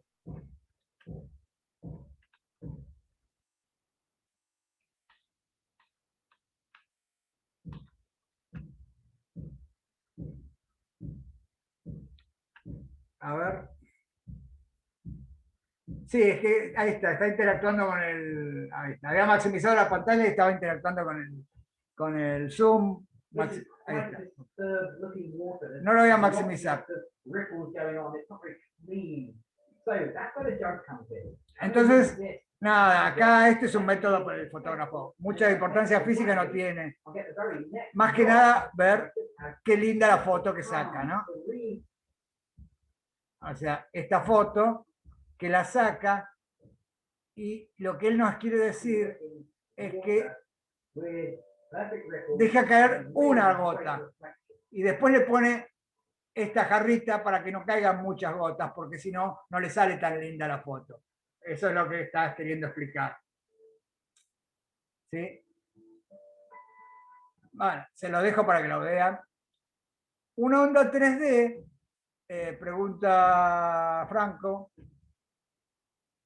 Una onda 3D sería, por ejemplo, un parlantito en un estadio de fútbol, por ejemplo.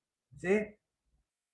O una explosión, cuando se tira algo para que explote, y entonces se oye la perturbación que se propaga para todos lados, y ahí tendríamos una onda 3D, ¿sí? Que se propaga y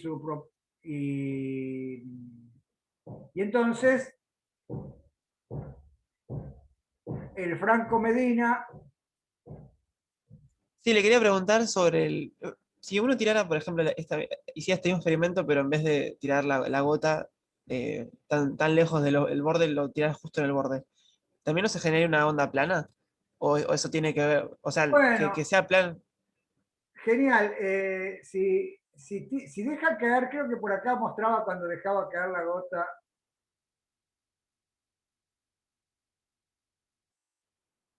No, creo que lo que más afectaría es que la gota va a llegar al borde y el borde va a generar una reflejada. Y esa reflejada se va a superponer con la otra generada por la siguiente gota. Entonces va a haber una cosa que se llama interferencia y que la vamos a estudiar en la segunda parte del curso. Eso que se llama interferencia.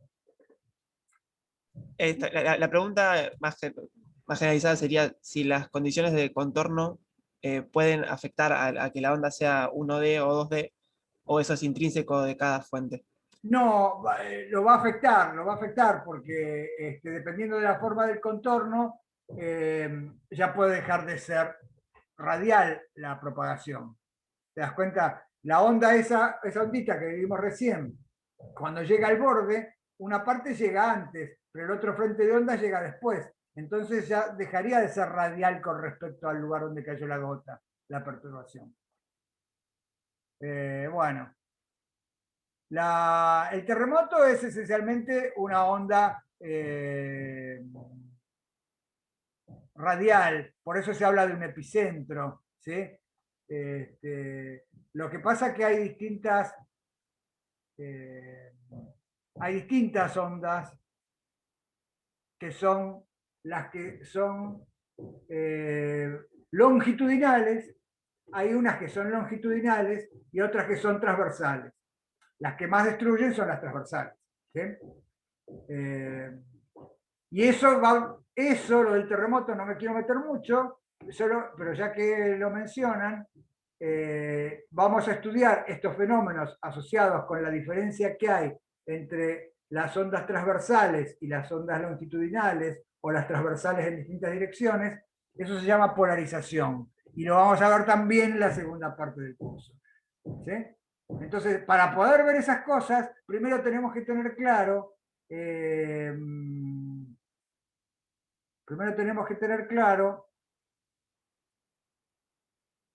estos conceptos de ondas 1D. Entonces, así aparece el concepto de onda plana que recién comentaban. Este sería como la generalización de estas onditas que vimos en la cubeta a un medio, por ejemplo, a un gas.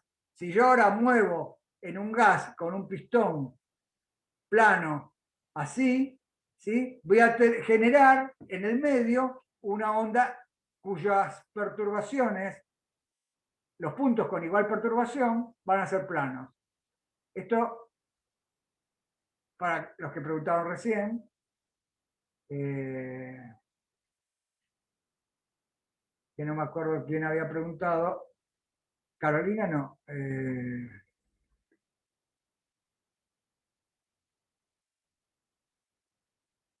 Bueno,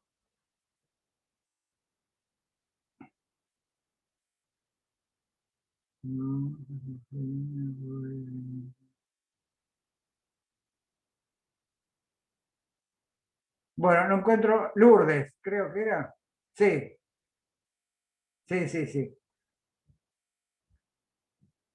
Bueno, genial. Lourdes, ¿ves? Esta sería la manera de visualizar una onda plana. Es una onda, una perturbación, una onda donde los puntos con igual perturbación son planos. ¿Sí? Sería parecida a esta, pero en todo el volumen. ¿Ven? Si la normal al plano es la coordenada X, entonces es una onda como las que estudiamos, del tipo kx menos omega t. Una onda progresiva o regresiva del tipo kx más menos omega t. Si me dejan elegir x como la normal al plano. Ahora, si no me dejan elegir x como la normal al plano, entonces sigue siendo cierto que la onda solo depende de la coordenada normal. Entonces, en vez de escribir kx menos omega t, se usa un vector para indicar la dirección de la normal al plano, y entonces se usa k escalar r menos omega t. Es la única diferencia, pero son iguales a las ondas que estudiamos como progresivas y regresivas, que solo dependen de kx más menos omega t. Y estas serían las ondas planas. Y las ondas 1D radiales serían estas que vimos recién, ¿sí? Que dependen, que tengan igual perturbación, quiere decir que saco una foto y digo, ¿cuáles son los lugares que tienen máximo, Franco? Y digo, mira, este, todo, mira, es una circunferencia. Los puntos de igual perturbación son círculos, ¿sí? Y entonces, eso diría que a esos puntos con igual perturbación se los llama frentes de ondas.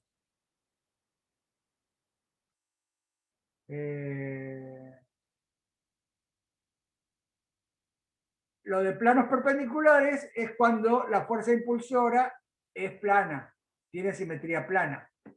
No es, estos planos perpendiculares no corresponden a la gota, corresponden al caso de la cubeta, por ejemplo. ¿Sí? ¿Lo ves, Franco? O sea, lo que no me queda claro es cómo se relaciona el punto que tenga el máximo con que sea un plano perpendicular, porque eso es lo que dice en la tercera frase acá, ¿no? En el tercer ítem.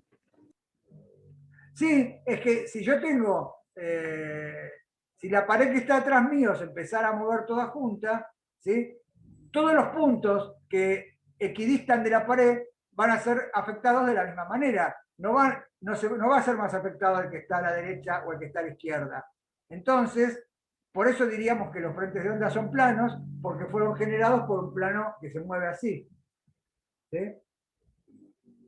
O si la pared de una pileta se empezara a mover, a oscilar, se generarían olas que dependen de la distancia de la pared de la pileta. No sé si te refieres. Sí, por ejemplo, en el caso de la pileta está diciendo que las olas, o sea, los máximos, son perpendiculares al movimiento de la pared. Claro, a la dirección en la que se propagan, tal cual, eso. ¿Sí? Esta dirección indica la dirección en que se propagan. Y en cambio, los los puntos de igual perturbación son perpendiculares a la dirección en que se propagan. Es eso. ¿Lo ves, Franco? Sí, perfecto. Gracias. Bueno, genial. Bueno, y acá los puntos de igual perturbación son círculos, son circunferencias. Y entonces se habla de ondas cilíndricas o de ondas esféricas cuando la fuente es un punto en un sistema 3D, también se generan entonces frentes de ondas esféricos. Y estas serían las ondas 1D que vamos a ver en el curso. Esencialmente las ondas planas, las ondas cilíndricas. En las ondas planas los frentes de onda son planos. En las ondas cilíndricas los frentes de onda son cilíndricos. En las ondas esféricas los frentes de onda son esféricos. ¿Sí? Y bueno, en la cubeta las frentes de onda son círculos. Esas serían las ondas 1D que podemos hablar para salir de el ya que nos está aburriendo, las cadenitas y las soguitas que sabíamos tratar bien hasta ahora. ¿Sí? Pero bueno, acá es donde tenemos que hacer un salto, por analogía, decir, bueno, estas ondas 1D les va a pasar algo muy parecido y se van a describir de manera matemática muy parecida a como tratábamos las ondas 1D en la soga. O sea, es como que queremos empezar a decirle chau a las sogas y empezar a tratar otros medios. ¿Sí? ¿Ven? Acá esto es otra manera de decir lo mismo, de que las ondas esféricas, los frentes de onda son esferas concéntricas, es decir, los puntos con igual perturbación son esferas concéntricas. Y de nuevo, hay, igual que antes, hay progresivas que son explosiones y hay regresivas que serían implosiones. Es decir, hay progresivas que se propagan en la dirección de los R crecientes y por eso tienen una dependencia R menos BT, y hay regresivas que se propagan en la dirección de R decrecientes y por eso tienen una dependencia de R más BT, pero todo esto es más de lo mismo que vimos antes. Claro, ¿qué es lo que cambia? Que ahora dice R, antes decía X, y bueno, porque estamos viendo una onda 3D, o en un medio 3D. Y acá es donde hay que hacer un poco el clic y pensarlo un poquito. Las ondas cilíndricas podrían ser en medios 3D, por ejemplo, mover un palo en el agua, un palo muy largo en el agua, generaría frentes de onda que dependen de la distancia del palo y serían frentes de onda cilíndricos.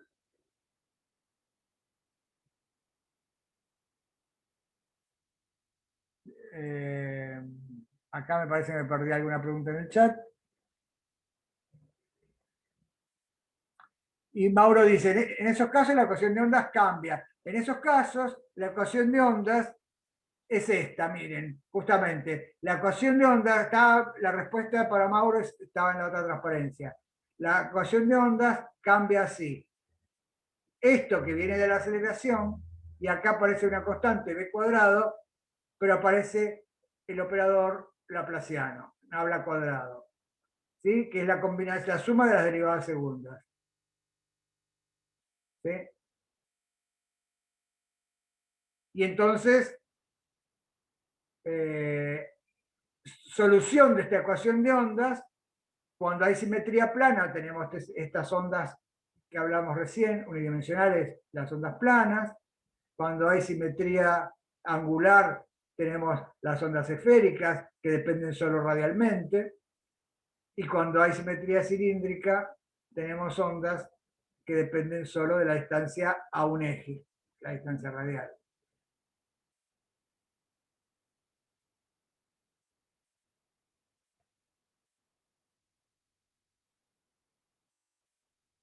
Bueno,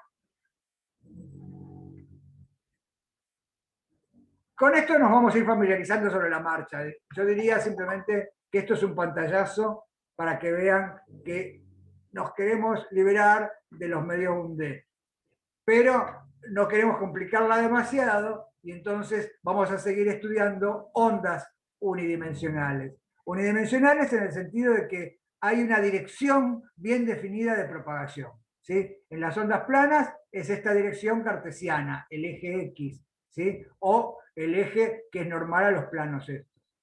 En los casos circular, en los medios 3D, si tengo una bomba que explota, ¿sí? Lo que tengo es que serán afectados de la misma manera todos los lugares que equidistan de la bomba, y por eso los frentes de onda son esferas, y la propagación es en la dirección radial nada más. ¿Sí? Y bueno, y así sucesivamente. Creo que se va a ir terminando de cerrar cuando veamos los distintos ejemplos. Y si me quieren hacer alguna pregunta ahora o algún comentario, estaría genial.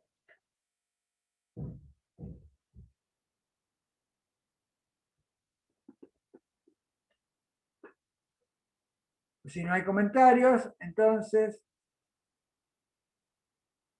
vamos a ir al último tema que habíamos dicho. Bueno, acá Franco dice, ¿y puede existir superposición de esas ondas? Claro, claro que puede existir. Puede existir, y la gracia de tener estas ondas es que superponiendo estas ondas puedo tener otras ondas más complicadas, que ya no dependen solamente de una dirección. Justamente para eso, primero vamos a estudiar estas que son más fáciles, y después vamos a estudiar superposición de cilíndricas, superposición de esféricas o superposición de planas. ¿Sí? Si quieren les adelanto el resultado, y es que estas ondas planas, por ejemplo, son una base para describir cualquier onda. ¿Sí? Y tendría un desarrollo de Fourier para mayores dimensiones, como dice Franco Medina. Tal cual. ¿Sí? Entonces, por eso les vamos a prestar atención a estas ondas unidimensionales. Sí, se lo digo, es un spoiler, pero está bien para que sepan hacia dónde vamos y por qué de repente estoy haciendo clic y me estoy yendo de las soguitas. O sea, es como que ahora queremos trasladar todo lo que fuimos aprendiendo sobre las soguitas, lo vamos a querer decir, y a ver si vale también en otros casos tridimensionales. Para llegar a eso también hace falta sacarnos de encima un prejuicio, y es que, por ejemplo, en los sistemas unidimensionales, si yo tengo una oscilación en x igual a 0, que hago subir y bajar esto armónicamente, quisiera saber cómo es la perturbación. Sé muy bien cómo es la perturbación en x igual a 0, pero quisiera saber cómo es la perturbación en otros x y en otros tiempos, ¿no? Y entonces, creo que esto, hay una simulación acá.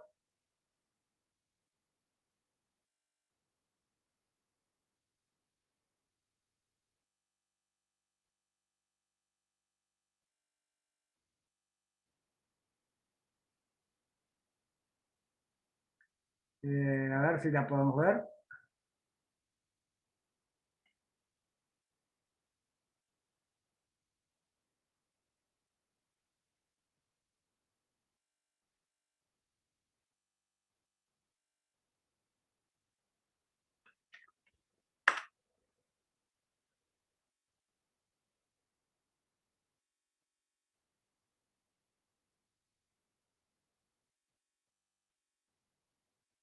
¿Ven? Bueno, acá está fijo, pero ven, acá sube y baja, y resulta que acá está fijo. Pero sin extremo vamos a ponerlo. O sea, este es un caso que muchas veces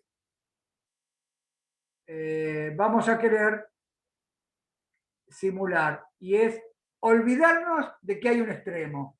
O sea, muchas veces vamos a decir, y supongamos, como en el caso del tsunami, ¿sí? O sea, supongamos que no hay, que no me importa qué es lo que pasa en el final.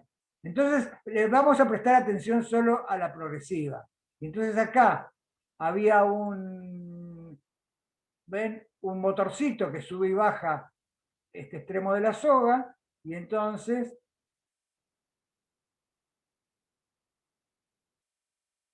primero la soga estaba a lo largo de una dirección, pero después se empieza a estar la progresiva, se establece un periodo espacial que tiene que ver con la frecuencia de la fuerza impulsora en el forzado estacionario, y eso genera un periodo espacial que tiene que ver con la ecuación de dispersión. Y esta ventanita dice como que de acá sigue al infinito, ¿sí? No me importa dónde termina. Entonces, nada, cambiando la frecuencia, ven, el periodo se hace más grande porque K es omega sobre C. Puedo cambiar la amplitud. Bueno, hay muchas cosas para jugar acá. Pero lo que quiero, lo que les mostraba este ejemplo, el link está en el PDF, sí, Sebastián, el link de la simulación está en el PDF. Entonces, lo que quiero es que vean, es este concepto, que si yo estoy haciendo mover el extremo izquierdo como un seno o un coseno, el que está después de la ventana se entera que se está moviendo, pero para enterarse de que empezó a moverse, primero tuvo que haber visto que estaba en equilibrio. Entonces, fíjense, en ese sentido, es lo que quiero decir que en física los senos y cosenos no existen, porque los senos y cosenos no empiezan ni terminan nunca. Entonces, una fuerza impulsora que sea un seno o un coseno no existe. Se la ponemos, genial, podemos resolver las cosas, pero nunca nos va a interesar en un problema de la vida real que la fuerza impulsora sea un seno o un coseno. Porque un coseno o un seno no empezó ni terminó nunca. Y entonces no puedo transmitir información. El que está del otro lado de la ventana no le puedo transmitir ceros y unos. ¿Sí? No le puedo transmitir los bits que me está trayendo la fibra óptica al módem. Nada, sería simplemente una señal continua, un pitido, una cosa que no me informa de nada. Para transmitir información tengo que modular, como estoy modulando yo cuando estoy hablando, ¿sí? Porque si siempre hiciera el mismo sonido, y por más que armónico que sea, no se van a enterar de nada, solo van a escuchar mi aullido, pero nada más. Para transmitir información tengo que modular, tengo que abrir y cerrar la boca, tengo que mover los músculos y tengo que hacer cosas que no son un seno o coseno, son cositas, ¿sí? Que ustedes recibirán analógicamente o digitalmente, y hacia eso vamos, ¿sí? A lo que vamos es a que un seno o un coseno no sirve para transmitir información, así nomás. Que para transmitir información hay que modular y hay que transmitir un código Morse, por ejemplo. Transmito o no transmito. Ceros y unos, o el código que a mí se me ocurra. Pero sí, los senos y cosenos van a servir para armarnos estos paquetitos de ceros y unos, o para modular, o para transmitir en una radio amplitud modulada o frecuencia modulada. Y vamos a hacer sumas de senos y cosenos, y nos vamos a basar, como hace notar Santi, en que vamos a usar sumas de senos y cosenos. Gracias a que la función de ondas, la ecuación de ondas es una ecuación lineal, y entonces, como si bien es fácil calcular la solución para un seno o un coseno, el forzado estacionario que resolvieron en física 1, lo que es importante es que con estos senos y cosenos me voy a poder formar funciones que estén más o menos localizadas y que vayan variando y que digan, acá va un 0, acá va un 1, acá va un 0, acá van dos unos, y entonces me puedo ir armando todo, desde el sonido hasta la imagen, ¿sí? O cualquier mensaje encodificado que quiera. Entonces, eso es modulación, y hacia eso es hacia lo que vamos, hacia modulación. Entonces, vamos a ver, para esto, volvamos a lo que decíamos recién, que estábamos hablando del concepto de modulación. El concepto de modulación es ese, ¿no? Esto es, acá está el link a la simulación que vimos recién, ¿no? El concepto es este: con una cosa armónica, yo sé la solución. La solución es lo que estaban viendo en la simulación. si la progresiva es solo función de x menos bt, entonces también es función de bt menos x solamente. Lo mismo decir que es de x menos bt o de bt menos x. O también es decir que es función de t menos x sobre b. Nosotros la vimos como x menos bt, pero también la podemos ver a la progresiva como t menos x sobre b. Entonces, si la fuerza impulsora iba como el coseno de omega t en el extremo izquierdo, la solución en todo punto tiene que ser fácil, porque decimos, si en el forzado estacionario todo oscila con la misma frecuencia, entonces donde dice t, tengo que poner t menos x sobre b. Y entonces la solución en todo x será a 0 por el coseno de kx menos omega t, que sería esto que pasa a través de la ventana en la simulación, y tendríamos esta señal de un seno infinito, ¿sí? Pero es esto. Las funciones armónicas en física no existen. Con una sola función armónica no puedo codificar nada. ¿Sí? Sirven para mostrar algunas cosas, pero en la vida real no puedo transmitir información con una función puramente armónica. Franco dice, ¿por qué es equivalente? ¿No habíamos probado que no se lo veía por X menos T? ¿En qué sentido, Franco? ¿Por qué no me lo parafraseas? No, que en los primeros ítems que dice si la progresiva es solo función de x menos bt y va cambiando hasta llegar a t menos x sobre b por omega, ¿no? No, ¿Por qué? t menos x sobre b. El omega lo agregué para decir que la velocidad podría depender de omega. Ah, bueno, pero igual, por qué vale hacer eso? Lo que primero hace es multiplicar por menos 1 y después saca factor común b, ¿no? Sí, porque decir que depende de x menos bt. ¿Estás de acuerdo que decir que depende de x menos bt es lo mismo que decir que depende de bt menos x? Pero eso no depende de la función, que sean iguales. No, no serían iguales. Una sería, bueno, sería igual, por ejemplo, si fuera coseno de x menos bt, como la función coseno es par, podría escribir coseno de bt menos x, da lo mismo. Claro, pero ese resultado era general para la ecuación de ondas, ¿no? Que cualquier función f de x menos bt. O Claro, sea, pregunto cómo vale cambiar de eso a t menos x sobre b. porque decir que una función depende de x menos bt quiere decir que si yo doy x y t, la combinación x menos bt vale algo, ¿no? Vale 5, por ejemplo. Bueno, si la combinación x menos bt vale 5, la combinación bt menos x va a valer menos 5.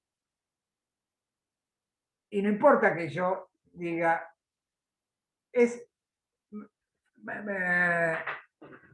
o sea, es de tan sencillo, resulta complicado. Decir que una función depende de x menos bt quiere decir que no, que x menos bt es la variable. ¿Está bien? Que habíamos llamado a eta 1, ¿te acordás?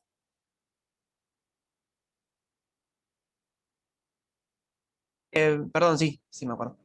Bueno, si depende de eta 1, también es lo mismo que decir que depende de menos eta 1. Ah, está, ahí entendí. ¿Entendés? Y también es lo mismo decir que depende de menos eta 1 sobre b. ¿Lo ves? Sí, está como haciendo una transformación de cambio de variable. Claro, pero sigue dependiendo de eta 1. Eso. Lo que te quiero decir es que no pongo bt cuadrado más menos x cuadrado. Ahí no. Eso no sigue siendo función solo de eta 1. Lo que quiero decir es que si depende... ¿Por qué hice esta transformación? Para mostrar que depende de t menos x sobre b.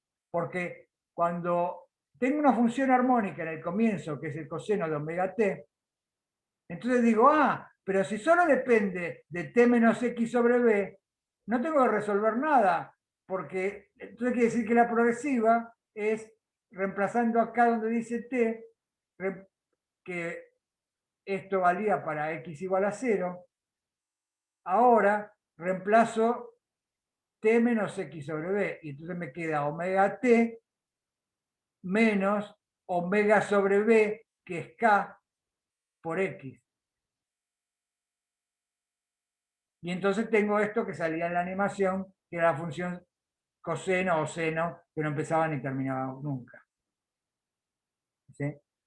Bueno, no importa, igual todo esto era un detalle, porque lo que quiero decir es que con esta función tengo que cambiarle cosas. Tengo que, por ejemplo, acá poner un 0 y poner una amplitud casi 0, y después una amplitud 1, y así transmitir los bits para transmitir en binaria, o lo que sea, ¿no? Bueno, y hacia eso vamos. Entonces, para eso vamos a superponer distintas frecuencias. Para tener señales reales, lo escribió Pablo Nobile en el chat, dice, me parece que a lo que va es que en la vida real es casi imposible encontrar señales que sean un seno puro. Siempre están mezclados con otros senos de otras cosas. Claro, fíjense, lo que vamos a hacer es mezclar funciones con distintas frecuencias.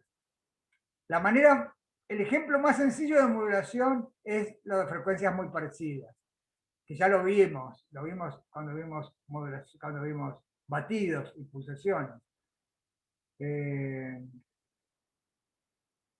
Las funciones senoidales puras no existen en la naturaleza, Santi, claro, tal cual, ese es el mensaje. Las senoidales puras no existen porque empiezan, algo tiene que haber empezado, ¿sí? Todo empezó. Y todo tiene un final, ¿no? Si nos ponemos filosóficos. O sea, todo tiene un principio y todo tiene un final, y entonces lo que nos interesa son las cosas localizadas temporalmente o espacialmente. Y entonces, sí, entonces, para eso necesitamos algo que empiece y que termine. Y los senos y cosenos no empiezan ni terminan nunca. No están localizados, ¿sí? Y ese es el concepto de localización que vamos a manejar. Entonces, el ejemplo más sencillo de modulación es tener dos señales con frecuencias parecidas, ¿no? Que si tengo en la simulación ponía una frecuencia omega 1, tengo un resultado. Y si pongo una frecuencia omega 2, tengo el mismo resultado, pero con omega 2, como vieron cuando cambié recién la frecuencia. Y si ahora tuviera dos motorcitos juntos que mueven uno con omega 1 y uno con omega 2, como la ecuación de ondas, si el sistema satisface la ecuación de ondas y como la ecuación de ondas es lineal, la solución va a ser la suma de las soluciones. Y entonces voy a tener la suma de un coseno a una frecuencia más la suma de otro coseno a otra frecuencia, y esto ya lo hicimos haciendo las identidades. Lo que me da es que a x fijo lo que tengo es una señal temporal que modula a la frecuencia semidiferencia, a la señal portadora, que se llama portadora esta, que va a la frecuencia promedio, o sea, la frecuencia semisuma. La frecuencia semisuma, que es la que va más rápido, en el campus vi que había preguntado a alguien por qué, si era arbitrario cuál llamar moduladora. No, no es arbitrario, te lo contestó Candela, creo. Depende, justamente la que varía más rápidamente es la portadora, y la que varía más lentamente es la moduladora. ¿Sí? Y la que varía más lentamente es a la frecuencia semidiferencia. Entonces tenemos cosas así. Esta sería la forma más sencilla de modular, pero también tiene la dificultad de que no empieza ni termina nunca. Entonces, pero no importa. Salimos de ese paradigma del seno, ahora tenemos dos senos o dos cosenos, y empieza a haber como una modulación acá, ¿sí? Y entonces, si queremos seguir a la modulación, Fíjense que si queremos seguir a la modulación,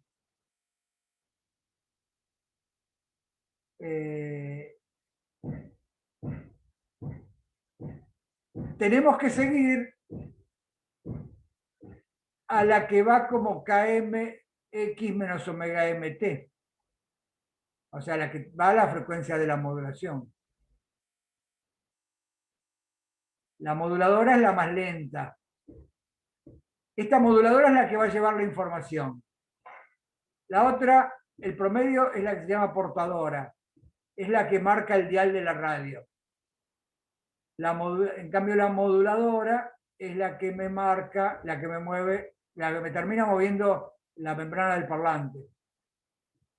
En cambio, esta, la portadora, es la que sintonizo cuando digo la radio tal. ¿Sí? O sea, esto corre también para Santi Sidoli, que pregunta si la de mayor frecuencia es la que tiene la información. No, la que tiene la información es la de menor frecuencia, la moduladora. ¿Mm? Y la que tiene mayor frecuencia es la portadora. Entonces, bueno, antes de hablar de la radio y todo eso, me gustaría que entiendan esto. Lo siguiente, es que para seguir a la modulación, tengo que seguir tengo que mantener KMX menos omega MT constante. ¿Lo ven todos eso? Porque no quiero seguir a la portadora, a esta que varía rápidamente. Quiero seguir la cresta de la moduladora. Si quiero seguir la cresta de la moduladora, tengo que mantener KMX menos omega MT constante. ¿Sí? Acá estaba mejor. Es decir, que la amplitud de modulación en un X más delta X y en un T más delta T, quiero que sea igual a la amplitud de modulación en X y en T. Eso quiere decir seguir la cresta o seguir este punto cero o seguir este punto intermedio. Lo importante es mantener constante el argumento de la moduladora. Entonces, fíjense que como ya vimos, lo vimos también hace un par de clases, fíjense que para los delta X y los delta T no son independientes. Para mantener constante el argumento KMX menos omega MT, si hago un incremento en X, el incremento en T tiene que ser tal que me mantenga el argumento constante. Y entonces resulta que delta X sobre delta T tiene que ser igual a la frecuencia de moduladora sobre el K de la moduladora.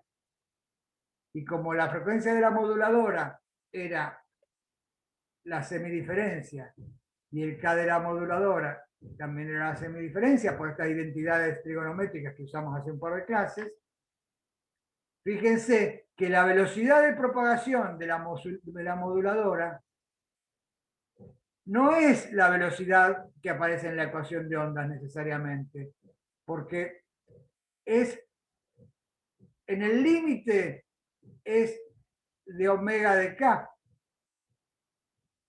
O sea, es el delta omega sobre el delta K. Si yo mezclo distintas frecuencias, la velocidad de la moduladora tiende a ser la derivada de omega con respecto a K, dado por la ecuación de dispersión. Y es lo que se llama velocidad de grupo. La velocidad de grupo es justamente la velocidad con que se propaga la moduladora. ¿Sí? Bueno, hoy pensaba terminar, pero no, vamos a parar acá. ¿Sí? Vamos a parar acá. La próxima clase vamos a seguir viendo los casos reales y vamos a estudiar cómo funciona la onda de radio y cuál es el espectro de... Claro, y vamos a ver lo que pregunta Carolina, lo que comenta Carolina, sí, los casos de modulación con más frecuencias, casos reales que no sean solo sumar dos frecuencias, vamos a sumar muchas frecuencias, ¿sí? Y nos vamos a ejercitar en sumar muchas frecuencias. Por hoy vamos a dejar acá, en la 28, Después voy a poner un PDF que llegue hasta acá, nada más. Y bueno, vayan leyendo esto, que es un poco lo que está sugerido en las lecturas acá, síntesis de señales y transformada de Fourier. Vamos a aprovechar los 5 minutitos que tenemos para no dar todo esto rápido, esto lo cortamos entonces acá, y vamos a aprovechar los 5 minutitos que tenemos. Les quiero mostrar un video muy lindo que tiene que ver con cómo excitar en un puente, cómo excitar, en un puente colgante, todos habrán pasado alguna vez por un puente colgante que uno le da miedo, sobre todo esos puentes que hay, no sé, en Chaltén, por esa zona, o en la Patagonia en general, suele haber muchos puentes que son soguitas con maderitas, ¿sí? Y uno pasa y trata de que no se mueva nada. Claro, dan un poquito de miedo. Bueno, les voy a mostrar uno donde la gente se atreve a saltar sobre el puente, porque y inducir modos, inducir los distintos modos. Es decir, lo que quiero que vean es cómo se puede, con fuerzas impulsoras distribuidas convenientemente y con frecuencias convenientes, generar los modos, que entre los modos en resonancia. Entonces, este video más o menos, con este video va a terminar la clase. Bueno, de nuevo, acá se cuelga por lo del problema este de la... que no tendría que haber maximizado.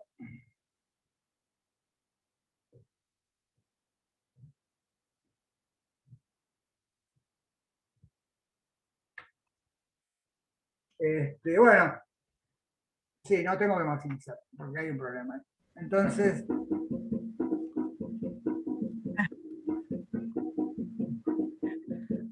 este es un puente colgante, ¿no? Entonces, en este puente colgante, a ver si ahora maximizo. En este puente colgante existen modos de excitación transversales al puente y existen modos también torsionales que nunca los vimos nosotros, ¿sí? Y entonces acá van a tratar de excitar todos los modos juntándose mucha gente arriba del puente. Vamos a verlo. Hola, Luz. Hola Ricardo, me reía porque el otro día estuvimos hablando de esto y dije, les voy a mostrar, pensaba, un video de un puente. Dije, y ahora entro y está el video del puente que pensaba. Es que lo vi y dije, este está genial. Vamos a ver. Es genial. Bueno, Están locos. entonces acá están excitando un modo, ven, induciendo. Y acá se une otro.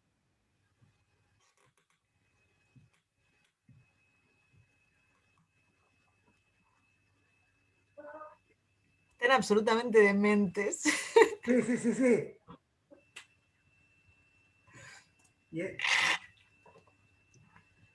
Y ahí excitaron un armónico. Ahora van a excitar, claro, el segundo armónico. Ahora van a excitar el tercer armónico.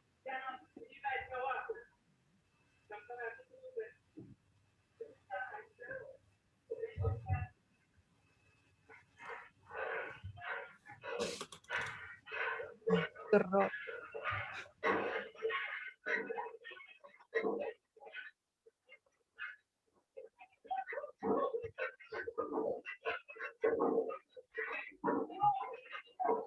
Y ahí excitan el tercer armónico, ¿no?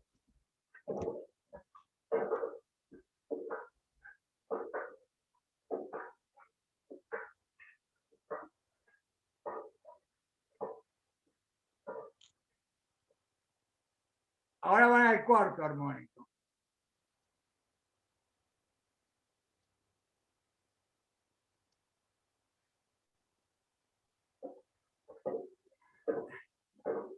Simplemente se trata de presionar en los antinodos, ¿no?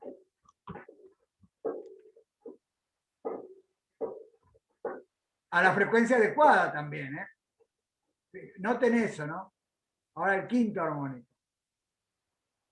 A una frecuencia más rápida, claro.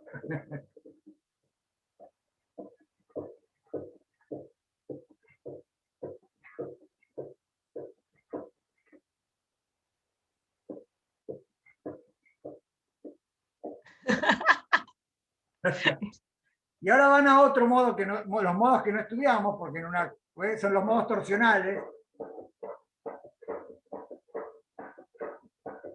Me impresionan los ruidos que se escuchan del Sí, sí, sí.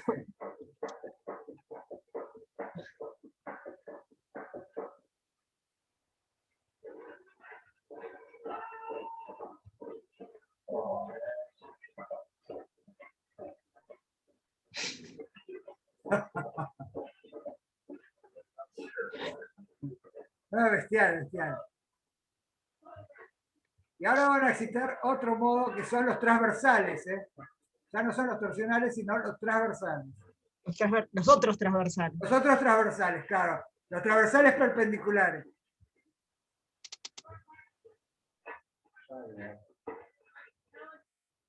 Y acá lo toman de lejos, lo mismo que hicieron antes, ¿no?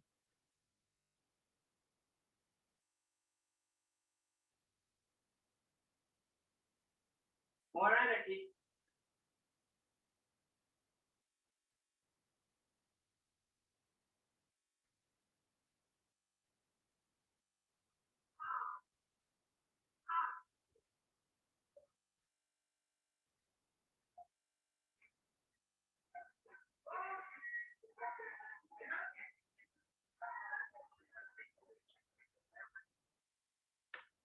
Bueno,